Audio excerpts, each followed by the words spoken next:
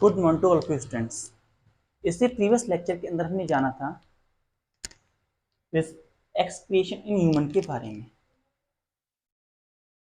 Excretion in human के अंदर हम आपको एक बात कहते हैं कि ये जो हमारा रेड कलर का है, हमने इसे आरची बोला था। हम इसे इन दोनों के थ्रू, क्योंकि हमने कलर के अकॉर्डिंग मैच करने के लिए हम इसे आरची नहीं बेन कहेंगे। रेड कलर के को बेन कहेंगे और जो ब्लू कलर की है उसे आर3 बोलेंगे। जो प्रीवियस लेक्चर में हमने इसे आरसी और बेन से कहा था, उसे थोड़ा सा मैच कर लीजिएगा। तो जो हमारी रेनल आर्चरी है, रेनल आर्चरी इम्प्योर ब्लड लेकर के आती है। Renal artery take impure blood and it pass to kidney and then pure blood reaches to renal veins that carry clean blood, और ये कैरी करती है डर्टी ब्लड। रेनल आरसी जो होती है डर्टी ब्लड कैरी करती है, that is in blue form. Now हम देख पा रहे हैं हमारी बॉडी के अंदर दो किडनी होती हैं। We are going to have two kidneys and here we have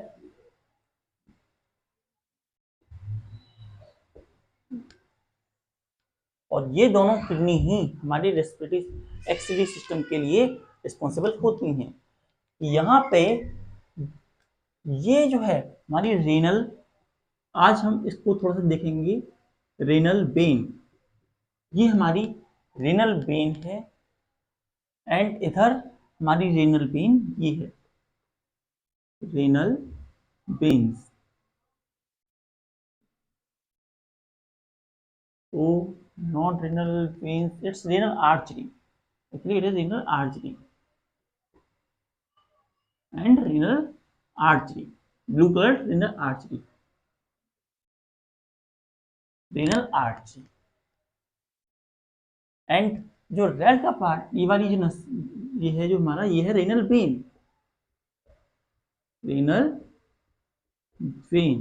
it's going to have renal vein, it is renal when.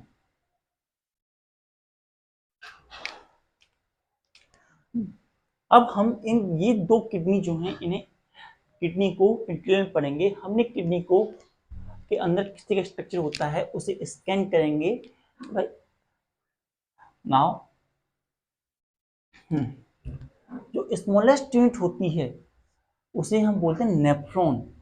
जो किडनी के अंदर जो हमारे ब्लड को प्योर करने की स्मॉलेस्ट यूनिट होती है उसे हम नेफ्रॉन कहते हैं। It is going to be nephron.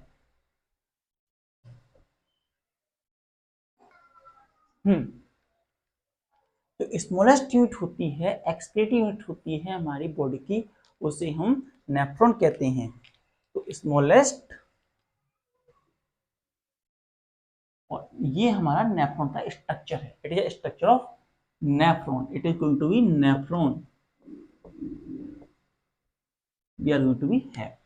ये हमारे पास नेफ्रॉन होता है। नेफ्रॉन के अंदर दो पार्ट होते हैं, एक तो Bowman capsule,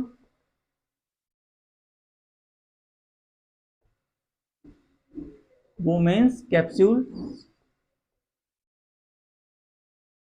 बोमेन capsule, and second is tubules,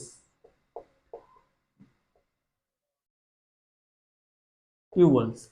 बोमेन capsule and tubules को मिला करके हमारा एक बोमेन, एक नेफ्रॉन बनता है। एक बोमेन कैप्सूल, ये बोमेन कैप्सूल है और ये जो हिस्सा है नेफ्रॉन है। इसके अंदर जो प्रिंट होते हैं, ये जो प्रिंट होता है इसे ग्लोमेरुल्स कहते हैं।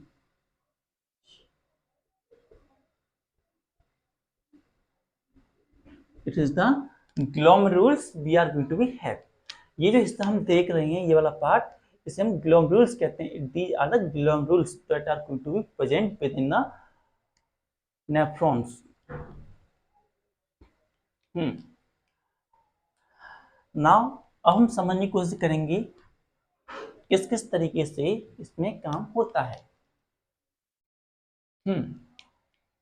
जो हमारी रीनल आर्टरी है वो डर्टी ब्लड को लेकर के आती है, डर्टी ब्लड को लेकर के आती है एंड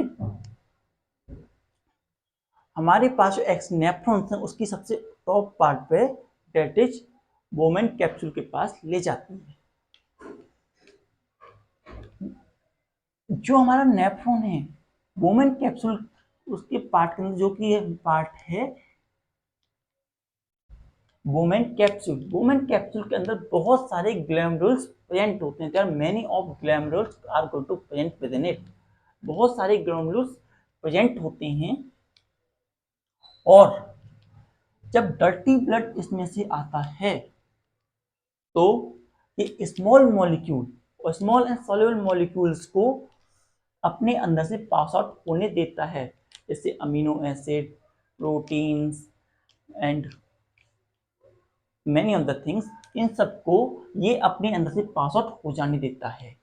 लेकिन वहीं जो लार्ज मॉलिक्यूल्स होते हैं, large molecules of proteins, salt and urea, उन सबको ये अपनी बॉडी के अंदर से पास नहीं होने देता और एक एंड जो है बोमेन कैप्सूल का वो कनेक्ट होता है रेनल आर्टरी से और दूसरा एंड जो होता है वो घूमते हुए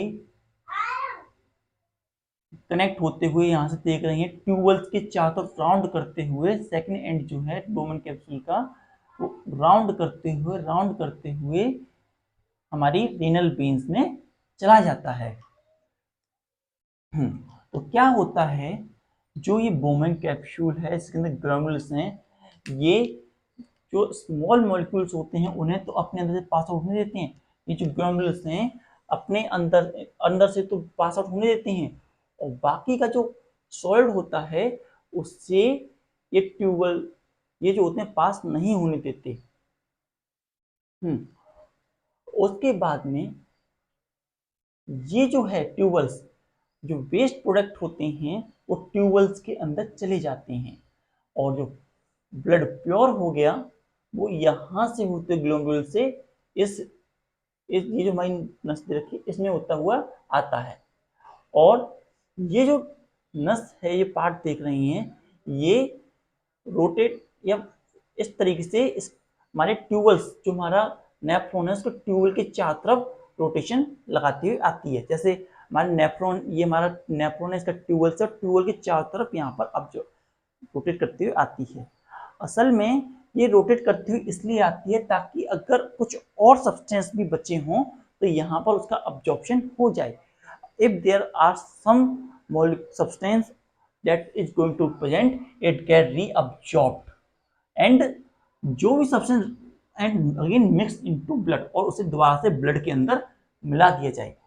तो यहाँ से होते हुए जो क्लीन ब्लड हमारे ग्लोमेरुल्स पे हो गया वहां से होते हुए राउंड होते हुए हमारी रेनल वेन्स में आ जाता है और रेनल वेन्स के अंदर जो प्योर ब्लड होता है, जो इम्प्योरिटी हट जाती है, वो हमारे पूरी ऑर्गन सिस्टम की तरफ यहाँ से होते हुए ये एक एंड हम देख पा रहे हैं ग्लोमेरुल्स का कनेक्ट होता है रेनल आर्टरी से, दूसरा एंड राउंड करके ट्यूबवेल्स का कनेक्ट होता है रेनल वेन से। रेनल आर्टरी से होता हुआ डर्टी ब्लड आता है, ग्लोमेरुल्स से कनेक्ट करते हैं और वो जाते जाते ट्यूबवेल के चारों चक्कर लगाते हुए नस जो होती है रेनल वेन्स में उसे पहुंचा देती है, दैट इज प्योर ब्लड, उस प्योर ब्लड को पहुंचा देती है। अब जो कंप्लीटली वेस्ट जो बचा है, टोटली वेस्ट, वो जो होता है ट्यूबवेल से होते हुए जितना भी रीअब्जॉर्प्शन होना था यहाँ पे रीअब्जॉर्प्शन होता है, दैट इज रीअब्जॉर्प्शन। हाँ, ट्यूबवेल्स जो होते हैं सेलेक्टिवली परमेबल होते हैं, सेलेक्टिव रीअब्जॉर्प्शन करते हैं। यहाँ पर ये जो आप देख रहे हैं, इस तरह जो देख रहे हैं, यहाँ पर सेलेक्टिव रीअब्जॉर्प्शन होता है। Here selective reabsorption of substance that are not absorbed there are going to be absorbed there और इनका सेलेक्टिव रीअब्जॉर्प्शन होने के बाद में यहाँ चले जाते हैं और जो फाइनली वेस्ट मेटल बचता है वो हमारे इन पे आ जाता है। इन्हें हम बोलते हैं urine collecting duct. These are urine collecting duct.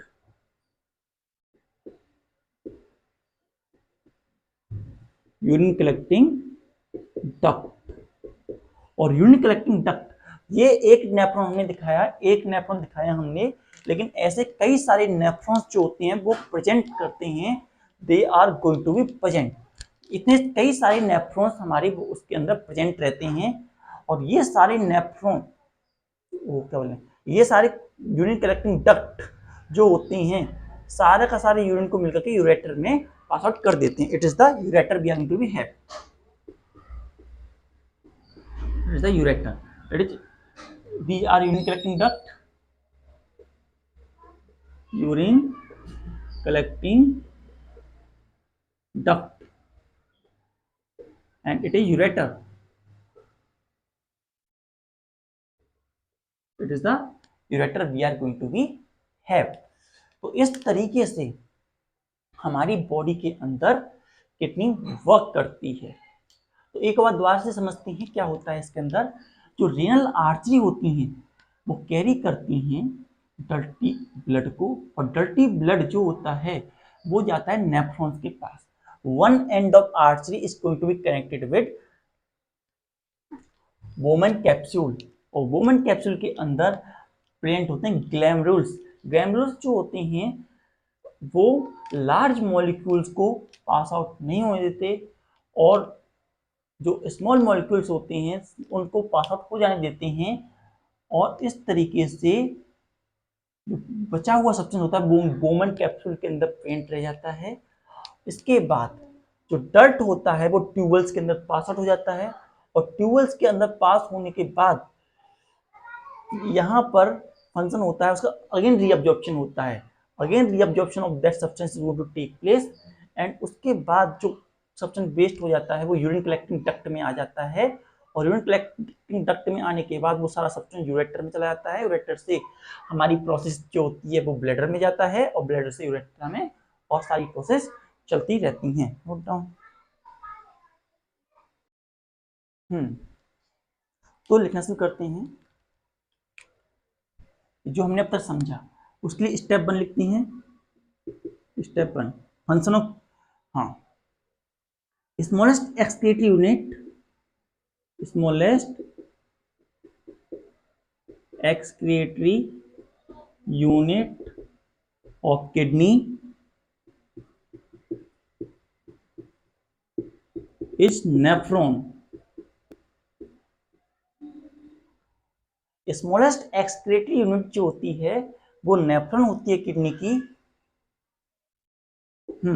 Smallest excretory unit of kidney is nephron। it consists of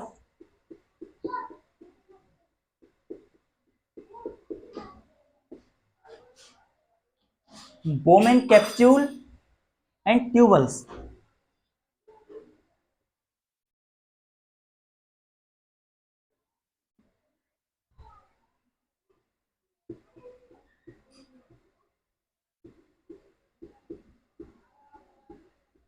ये जो होती है बोमेन कैप्सूल एंड ट्यूबुल से कनेक्ट होती है। It is going to be connect, it is, ये इसके अंदर बोमेन कैप्सूल एंड ट्यूबल्स होते हैं। One end of Bowman capsule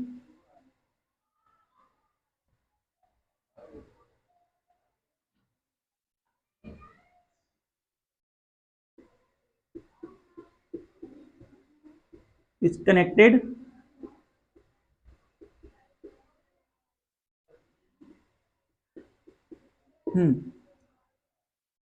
renal artery, renal artery connect होता है to take dirty blood, but dirty blood को लेने के लिए, and another end, another end is connected with renal vein to take clean blood.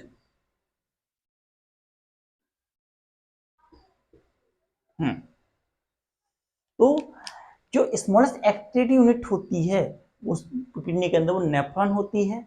Nephron जो होती है Bowman capsule और ट्यूबुल से मिलकर बना होता है। And of Bowman capsule is connected with renal artery. एक एंड जो है रेनल आर्टरी से कनेक्ट होता है, दूसरा एंड कैप्सूल से मिलकर बना होता है। And millions of nephrons are going to be present within a kidney.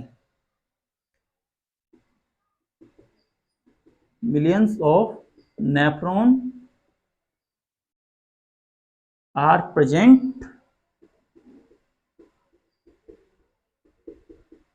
in a kidney. एक किडनी के अंदर बहुत सारे नेफ्रॉन्स प्रेजेंट होते हैं। Now step second we are going to have step second के अंदर हम यहां देखेंगे in step second dirty blood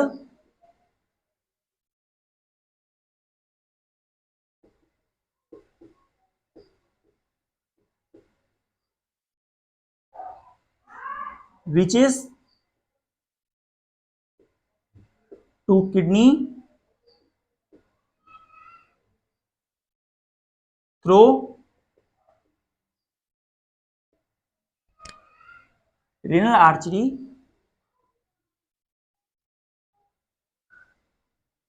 through renal artery. तो डर्टी ब्लड होता है वो किडनी तक आता है रेनल आर्टरी के द्वारा। And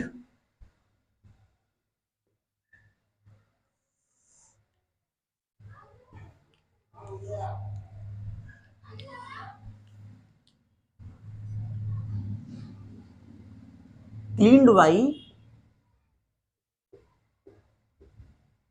nephron.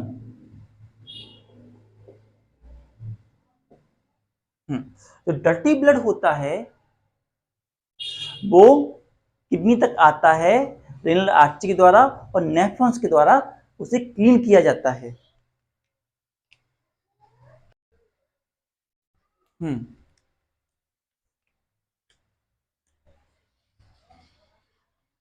स्टेप थर्ड के अंदर नेफ्रॉन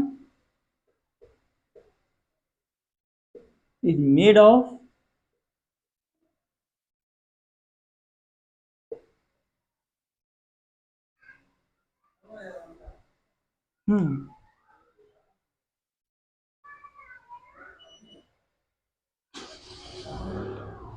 क्या क्या स्मॉलेस्ट एक्सिस यूनिट जो नेफ्रॉन होती है और ये बोमन कैप्सूल एंड ट्यूबुल्स के द्वारा बनी होती है। तो इससे अपने ये स्टेप तो हो गया।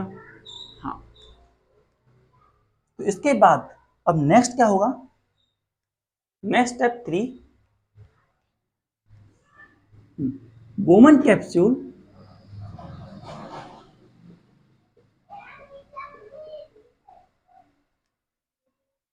कंसिस्ट ऑफ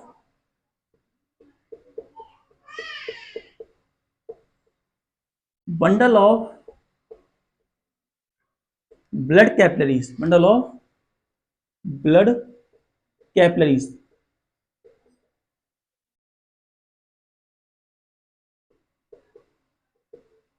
वुमेन कैप्सूल के अंदर बहुत सारी ब्लड कैपिलरीज होती हैं that called glomerulus जिन्हें हम ग्लोमेरुल्स भी कहते हैं। Now glomerulus one end of glomerulus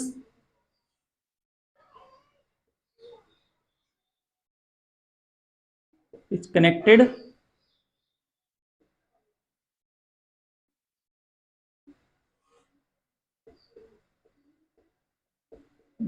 हाँ, एक एंड जो ग्लोमेरुल का होता है वो कनेक्ट होता है रेनल आर्टरी से RA to take dirty blood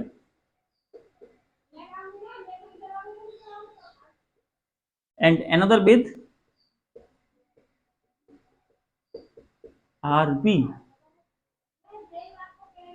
to give clean blood.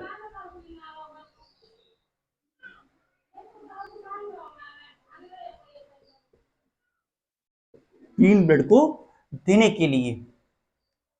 Now step 4, जो ग्लोमेरुल्स होते हैं वो अलाउ करते हैं स्मॉल मॉलिक्यूल्स को to pass through them. Glomerulus allow to pass small molecule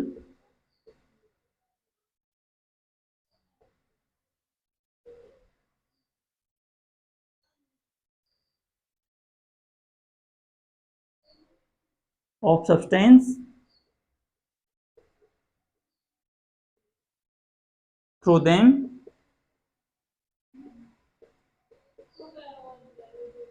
what not allow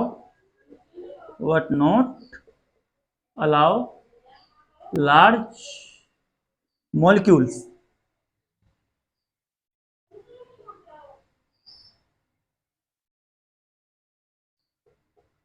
through them।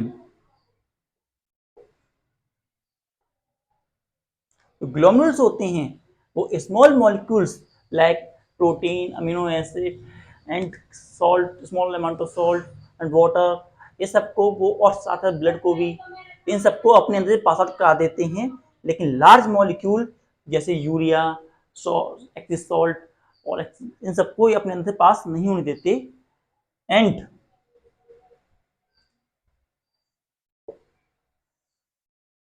इसके बाद क्या होता है, that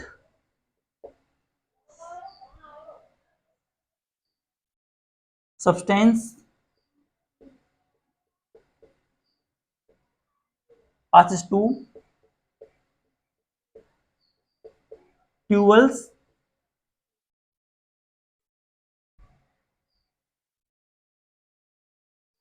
जो हार्मफुल सब्सटेंस होते हैं वो ट्यूबवेल्स की तरफ पास करते जाते हैं। And cleaned blood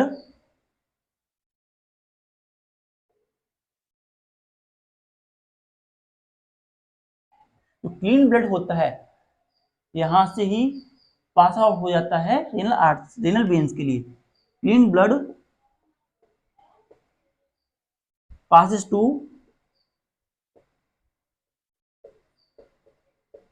renal veins। So again and again reabsorption process through again and again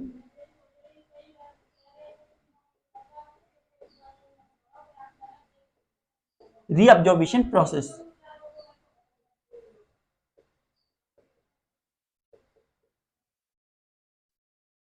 अलग अलग रीअब्जॉर्प्शन प्रोसेस की मदद से। तो क्या हुआ, तो ग्लोमेरुल्स जो होते हैं वो अलाउ करते हैं स्मॉल मॉलिक्यूल्स को, ग्लोमेरुल्स जो होते हैं स्मॉल मॉलिक्यूल्स को पास करने को अलाउ करते हैं, लेकिन लार्ज मॉलिक्यूल्स को पास आउट नहीं होने देते और वो ट्यूबवेल्स के अंदर आ जाते हैं। फिर उसके बाद जो प्योर होता है वो जो कनेक्ट होता है, प्योर सब्सटेंस जो होता है वो पास होने लगता है रेनल वेन्स की तरफ।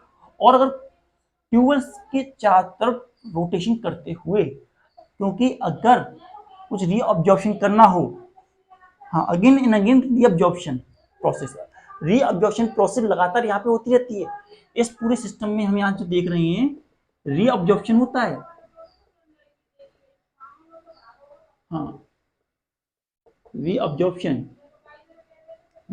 is going to be take place, reabsorption होता है। now step 5 में क्या होता है कि वन एंड जो होता है ट्यूबवेल्स का, जो ट्यूबवेल्स होते हैं वो सेलेक्टिवली परमेबल होते हैं। तो वन एंड जो होता है बोमन कैप्सूल से कनेक्ट होता है और अनदर कनेक्ट होता है यूरिन कलेक्टिंग डक्ट से। सो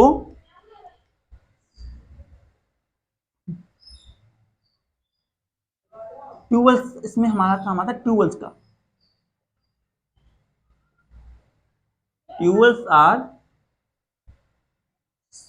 selectively permeable, सेलेक्टिवली परमेबल होती हैं। बस सेकंड।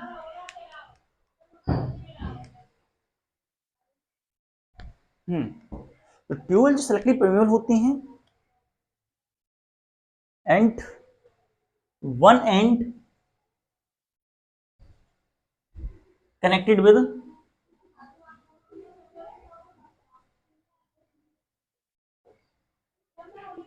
बोमन कैप्सूल, हम b and c Bowman capsule कहते हैं, बोमन कैप्सूल से कनेक्ट होता है and another with urine collecting duct, urine collecting duct। हाँ, एक एंड जो है स्टेप ऐप के अंदर जो ट्यूबल्स होती हैं वो सेलेक्टिवली परमेबल होती हैं। एक एंड जो होता है ट्यूबल्स का वो कनेक्ट होता है बोमन कैप्सूल से, दूसरा एंड जो होता है कनेक्ट होता है वो यूरिन कलेक्टिंग डक्ट से, यूरिन कलेक्टिंग डक्ट से कनेक्ट होता है। सो मैं थोड़ा सा यहाँ से रीच करता हूँ,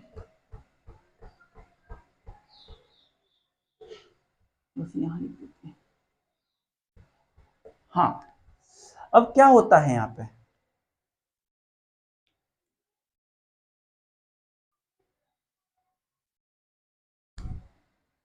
स्टेप है चल रहे हैं यहाँ पे। हाँ, तो क्या हुआ, जो सब्सटेंस अब्जॉर्ब हो गए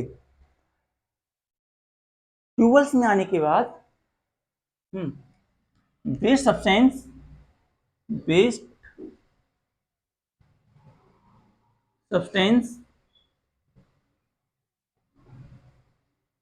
reaches to tubals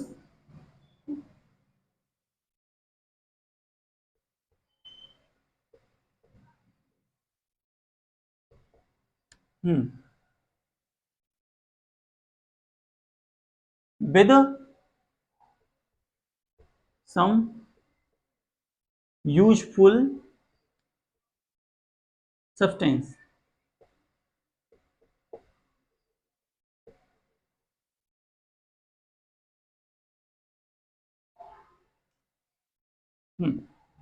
जो वेस्ट सब्सटेंस होते हैं वो कुछ यूजफुल सब्सटेंस के साथ हमारे ब्लड में आ जाते हैं, नीचे आ जाते हैं ट्यूबल्स के अंदर। देन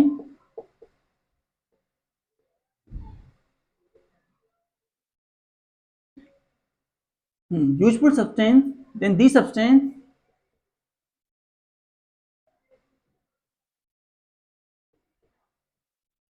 reabsorbed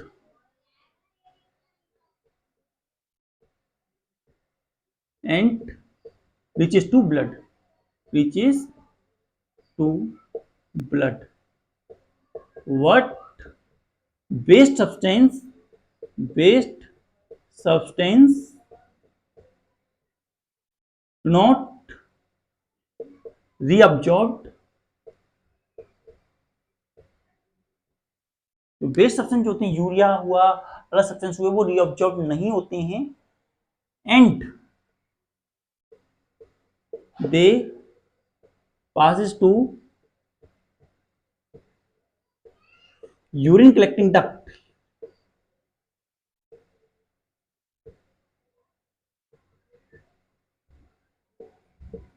और ये यूरिन कलेक्टिंग डक्ट की तरफ पास आउट कर दिए जाते हैं। जो भी वेस्ट सब्सटेंस होते हैं वो यूरिन कलेक्टिंग डक्ट की तरफ पास आउट कर दिए जाते हैं and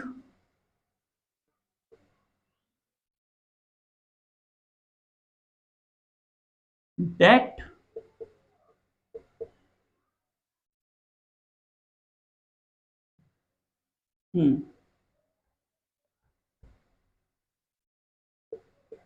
and from urine collecting duct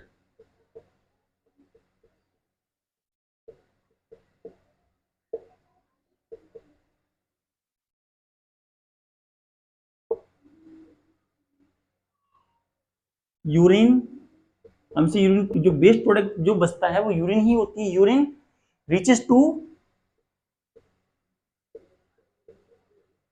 ureter, ureter तो जाती है, यूरेटर टू ब्लैडर, यूरेटर से ब्लैडर की तरफ एंड आउट ऑफ बॉडी, और बॉडी से बाहर निकल जाती है। तो ये सारी प्रोसेस जो होती हैं। Note down.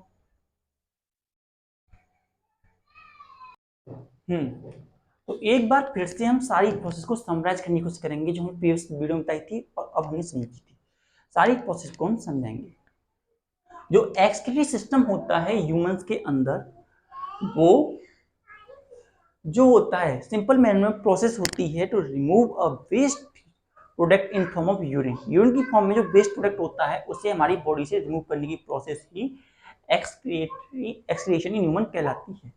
इसके अंदर जो हमारे आते हैं दो किडनी, दो ureter, bladder, urethra, renal artery, renal veins, ये सब आते हैं। जो function of kidney is to remove harmful substance. तो किडनी का काम होता है वो हार्मफुल सब्सटेंस को रिमूव करना हमारी बॉडी से, जैसे कि यूरिया, सॉल्ट, एक्सेस वाटर, इन सब चीजों को हमारी बॉडी से रिमूव करती है इन form of yellowish liquid, yellow colour के लिक्विड के फॉर्म में, जिसे हम यूरिन कहते हैं। रेनल आर्टरी जो होती हैं वो डर्टी ब्लड को लेके आती हैं, जहां पे वो किडनी के अंदर फिल्टर होता है एंड क्लीन ब्लड जो होता है रेनल वेन्स के अंदर पास हो जाता है। नाउ हार्मफुल सब्सटेंस जो प्रेजेंट होती हैं ब्लड के अंदर, हार्मफुल सब्सटेंस जो प्रेजेंट होते हैं ब्लड के अंदर, वो जो होते हैं पास आउट हो जाते हैं टू किडनीज, जो हमारी किडनीज हैं उनके अंदर पास आउट हो जाते हैं एंड रीचेस टू ब्लैडर, और ब्लैडर के पास जाती हैं एंड रीचेस टू ब्लैडर। और ब्लड के अंदर वो तब तक रहते हैं जब तक कि हम यूरिन करने नहीं जाते या वॉशरूम नहीं जाते। तो that harmful substance remain in bladder till person go to washroom. Now we are going to observe kidney in detail now.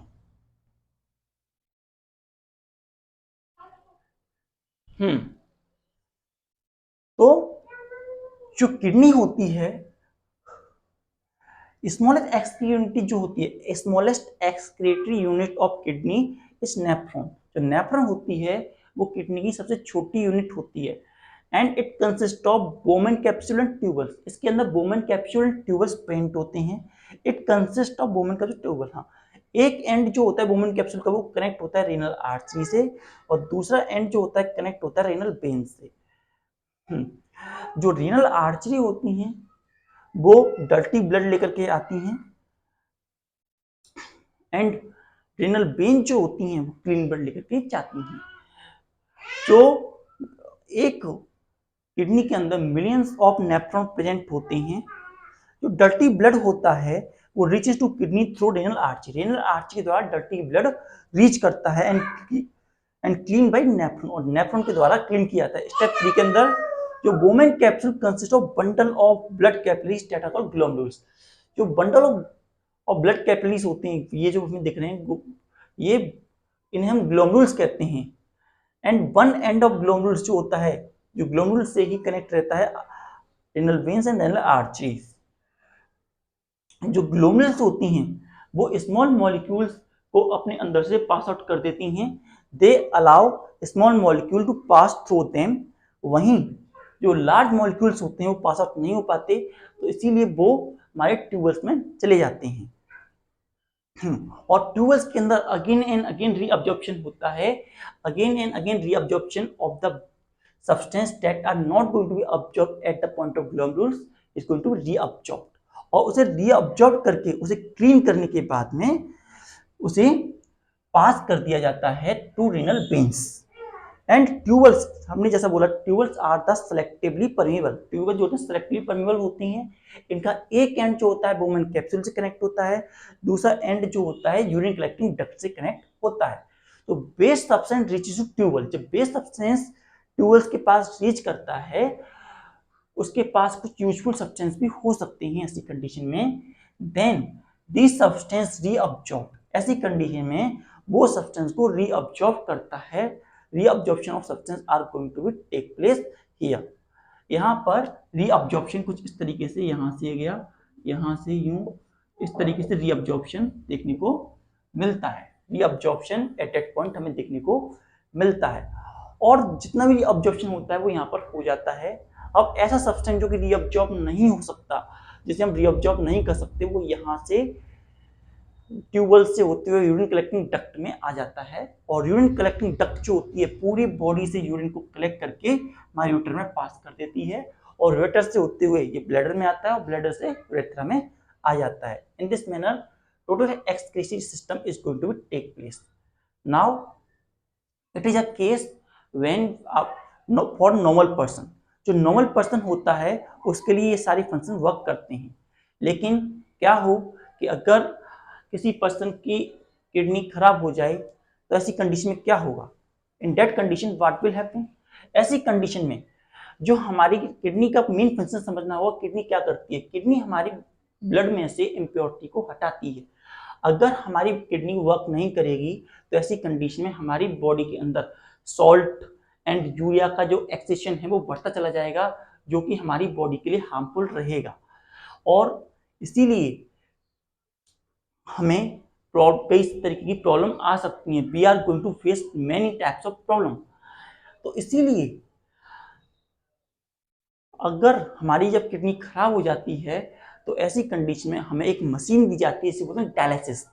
Dialysis एक ऐसी मशीन होती है जो कि पर्सन यूज करता है जब तक कि उसको कोई दूसरी किडनी नहीं मिल जाती, किडनी ट्रांसप्लांट नहीं हो जाता।